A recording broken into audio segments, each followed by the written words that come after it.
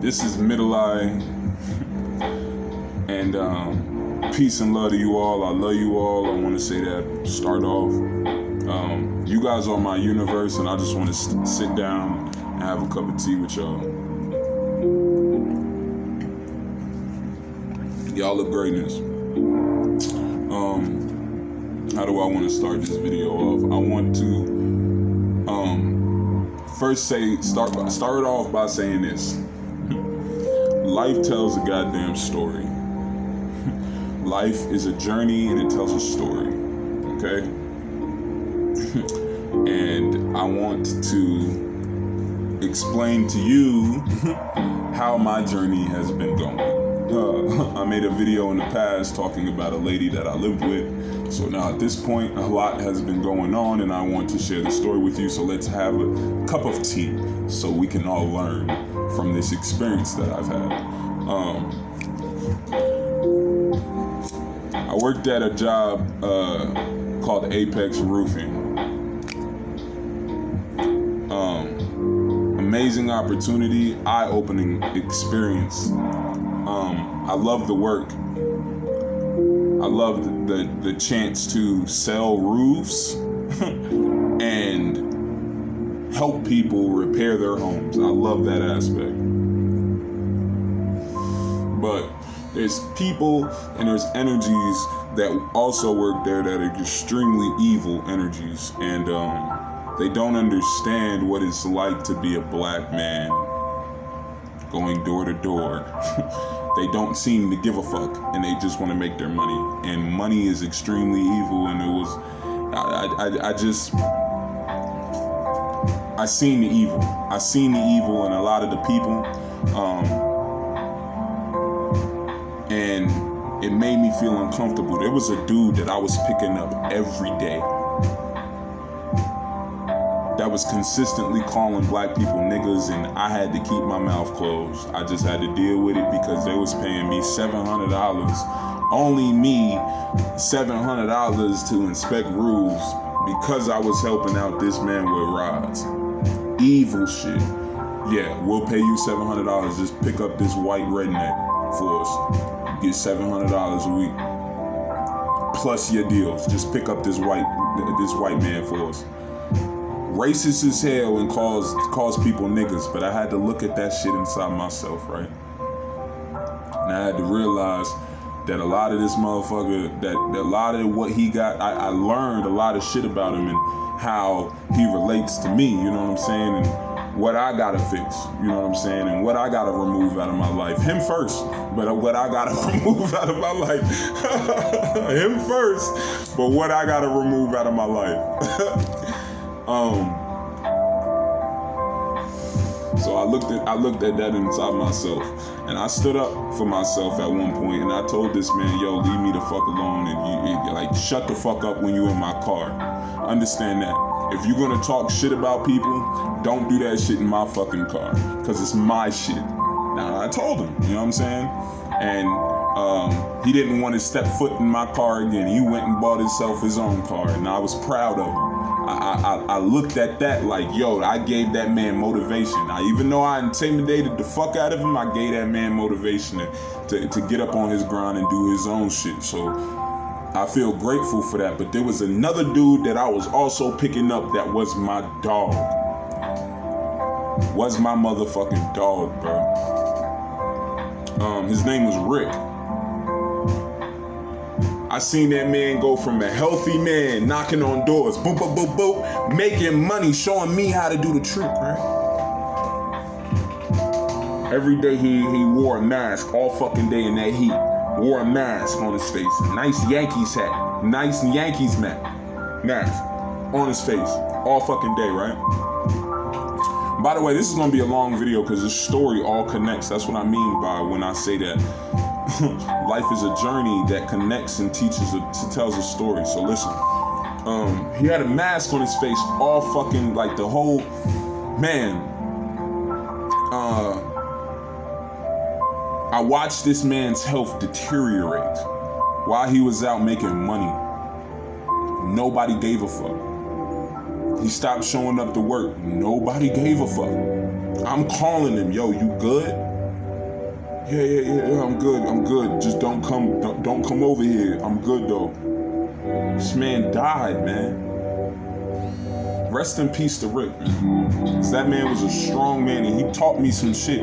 Not only about work, but he taught me a lot about life itself. You know what I'm saying? And how fast that shit could just demolish in the blink of a second. So,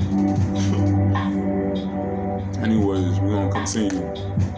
I ended up quitting that job because it was too much stress on me, and I was too close to death. As soon as I quit, my other friend, his name was Eric, he had people that started dying. And that's when I was like, yo, it's time for me to distance myself from it all. I need to leave Apex because there's some spiritual shit going on that I don't want to associate myself with. But then I realized that I'm still connected to this shit because it's still in my home. Look. I got 2 kids that I love with all my fucking heart, right? But my kids' mom, me and my kid's mom have the worst type of relationship there is. And it's like, at this point, it hurts me to stay with her, you know what I mean? So it's like, I've been going through life, going through the shit that I've been going through, and I've been realizing that my personal life still connects with my outside life, you know what I'm saying? They're not 2 different universes, they are one. And I gotta take care of my personal life in order to see the blessings in my reality. I gotta take care of my personal life, my temple, in order to understand and see the love in my reality, you see? So, Amaya Heavenly Queen Booth and Malachi Evangelist King Booth, I want y'all both to know that I love y'all dearly. And if it was up to me, I would be here for y'all, and I would create a tribe that would help me raise y'all. But I want you to understand that life is hard, and we all don't get what we want. But I want you to also know that I am not really y'all's dad. I planted my seed into your mother, but there is something inside of you that's spirit, and that is both your parents. I want you to understand that deeply. I want you to dig deep inside of yourselves and know that there is something else inside of you, Goddess. I want you to understand and tap into that, because those are your true parents. Your mom and me, we're just here. We brought you into this physical reality, and I'm sorry that you have to endure this, but the real you is inside. Don't ever lose it. I want y'all to know that firsthand as we continue on with the story. As they left and shifted their ways, I promised them that I'm always sending money, but they just dipped out on me, and that's the way it's gotta be, because it's a toxic relationship, and the way I can raise my kids now is by the real me, the loving me, and that's me. You know what I mean? So I'm gonna turn into that. Let's continue on with this story though. So as they departed, I got a goddamn email, right? The email says, hey, you gotta no, I didn't. This is Apex. Okay, so the flower shop. I leave the Apex and I go into a flower shop. Now the flower shop is this. First, I got the email stating that you get a driver opportunity. You deliver flowers. So I was like, all right, bet I can use my car. We could deliver these flowers. I pull up to the flower shop, they see my size and they see my light, right? That's what I'm thinking. They see my light. They really see my light. And they tell me that I could work there, right? Boom. Remember that I said they seen my size, because they did not see no light. They see my size. I'm working there, and the first day was cool. It was alright. So what I do is I load up. I get these buckets, fill them up with water. There's 50 boxes. I gotta take the boxes, open up the boxes. I gotta take bundles of flowers out, cut them bitches, cut the tips of them bitches, and then place them in the water. Shit is smooth. 50 some odd boxes. I'm lifting up I'm filling up buckets full of water, and I'm lifting them up, and I gotta bring them all inside. I'm doing all the buckets outside, and I gotta bring them inside. Then I'm cutting these flowers. I'm opening up the boxes. I'm cutting these flowers, and shit is gravy. I'm loving it. I'm attached. I'm getting connected to nature, but at the same time, the connection is, nigga, we dying.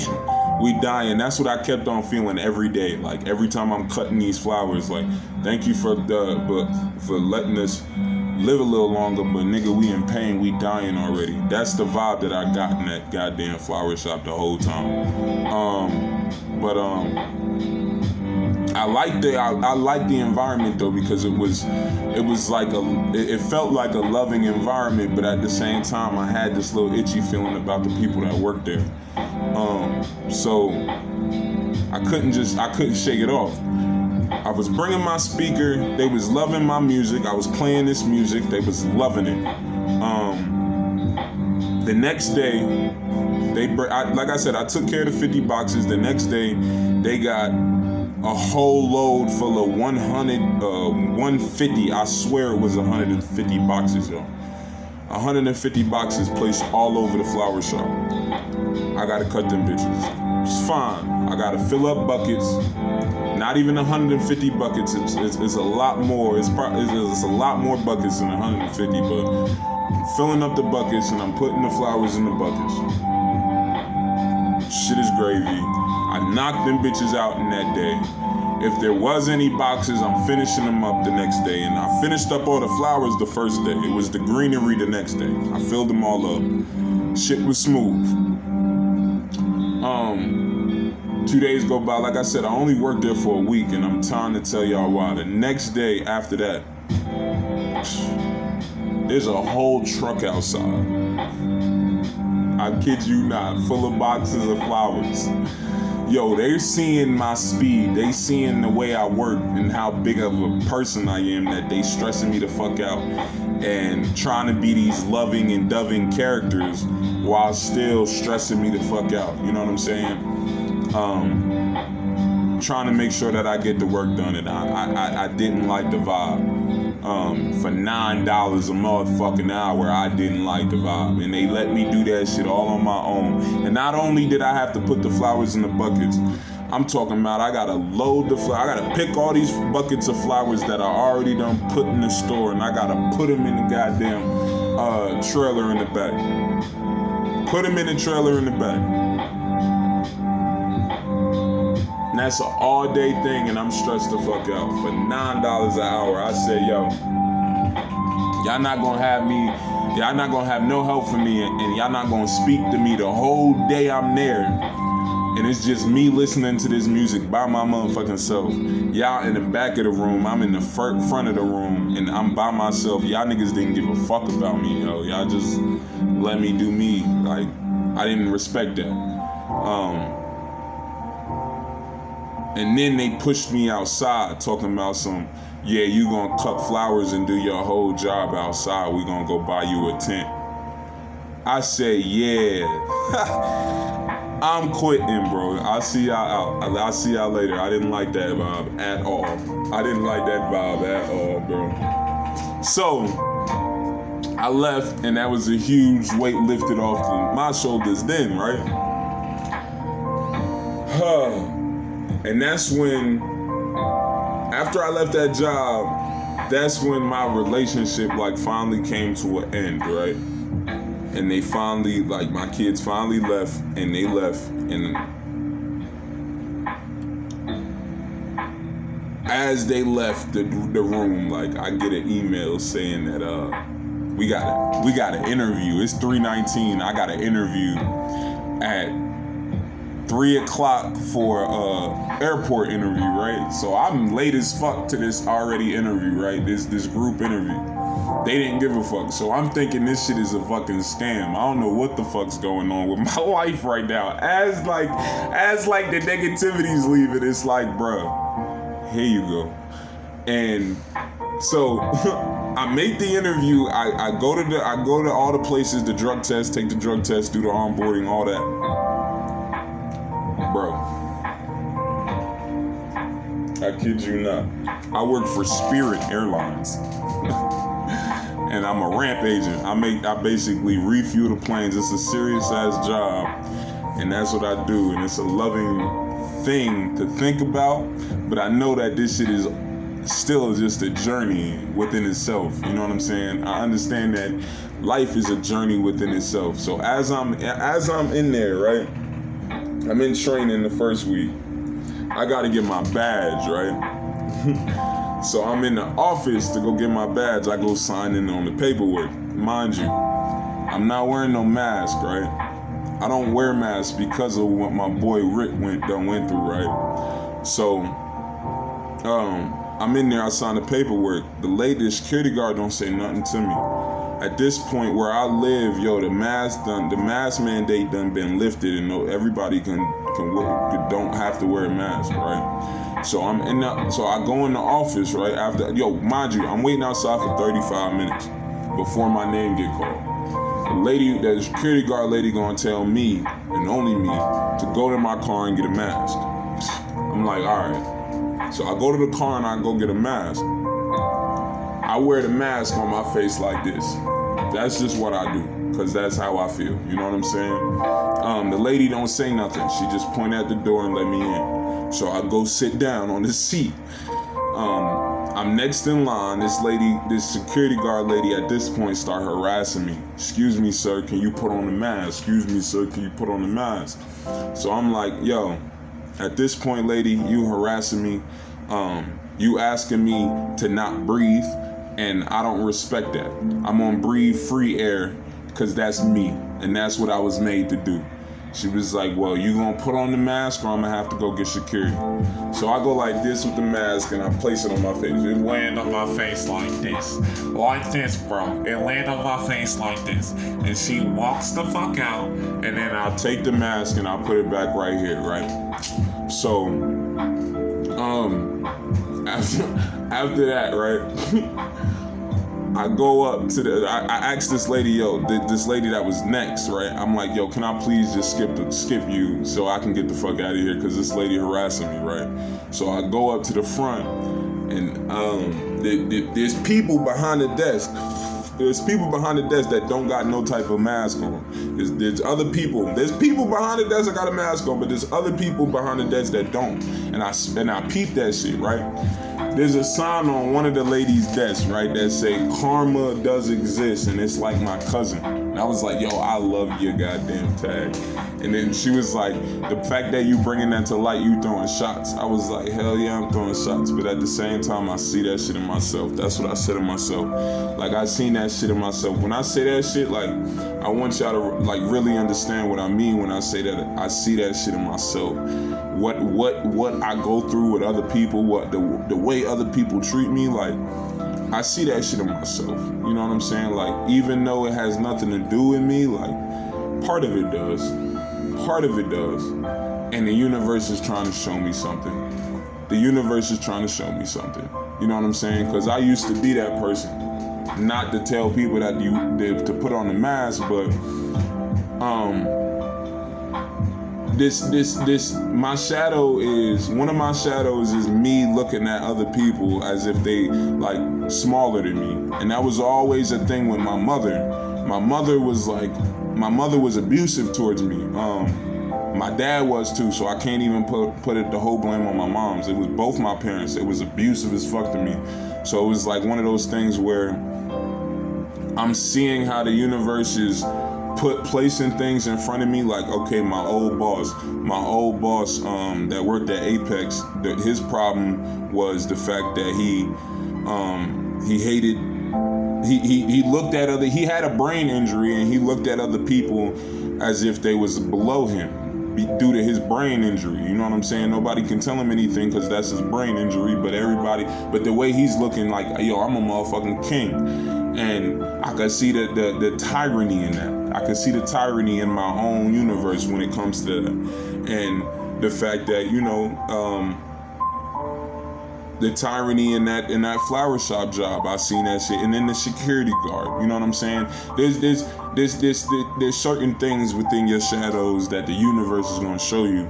The universe talks to you and tells you a motherfucking story, and what you do with that story creates who you are as a king, creates who you are as a queen, creates who you are as a god, and creates who you are as a goddess. Understand who you are. Love life, and always fight. Always fight.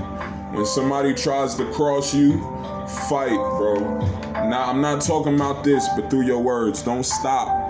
Don't hush, because I'm learning more and more. The more you speak up, the more light you shine. So speak up. Peace and love, and may greatness be where greatness always was and forever will be. I appreciate y'all for listening to my story and joining me for tea time.